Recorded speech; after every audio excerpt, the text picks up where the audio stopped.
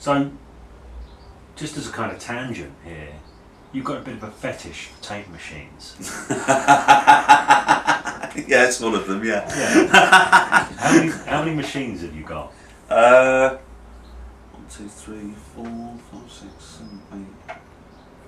I've got 9, 10 if you can include the cassette deck.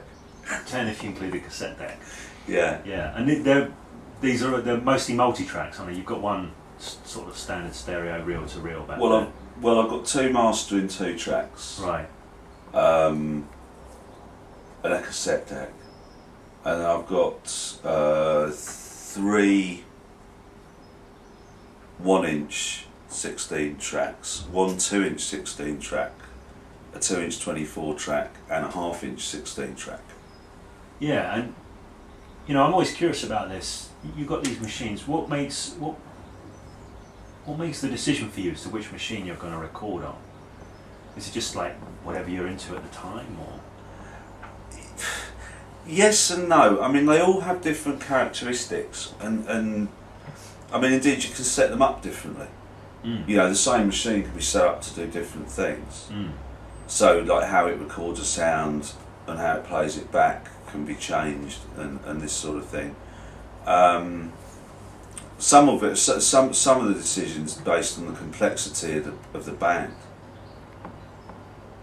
I mean, they're all fast tape speeds.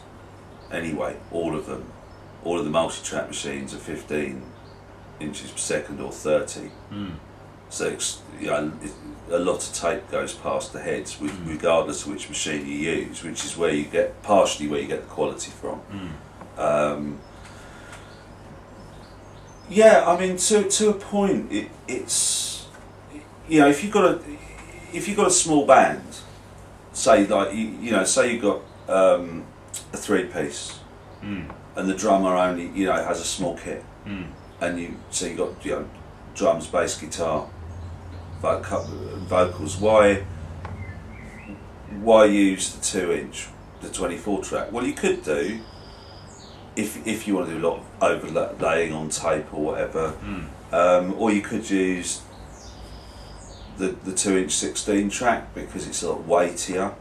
Depends on the style of band as well. There's a lot of considerations.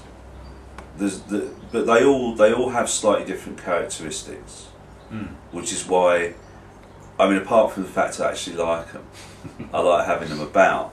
They all have distinctly different characteristics and feels to them as well when you're using them. I mean, the older ones have a very much different feel from the later ones.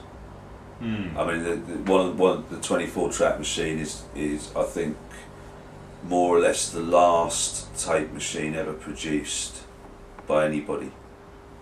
I think it was the last kind of the last model made by anybody of tape machine, and I've got machines right back to, I think the oldest one I've got is 1979. And they all work, they all sound amazing. So it's just I'd almost go as far as to say it depends how I feel on the day, but it isn't quite that straightforward, because there are considerations like how many tracks you want to use just for the backing track. Because I mean, if you've got a drummer who's got a big kit, so you want to go across 10 or 12 tracks just with the drums, the 16 tracks aren't going to be suitable. However, I might use the Studer just to do drums, just because it just sounds huge. It has a particular thing and that translates, even though as soon as you go into the digital realm you're losing a huge amount of that, it's still there. You can still because of the performance and the engagement aspects of making the record in the first place, you don't lose that. You don't lose as much of that sound, and you don't lose as much of that feel, even going into the Pro Tools.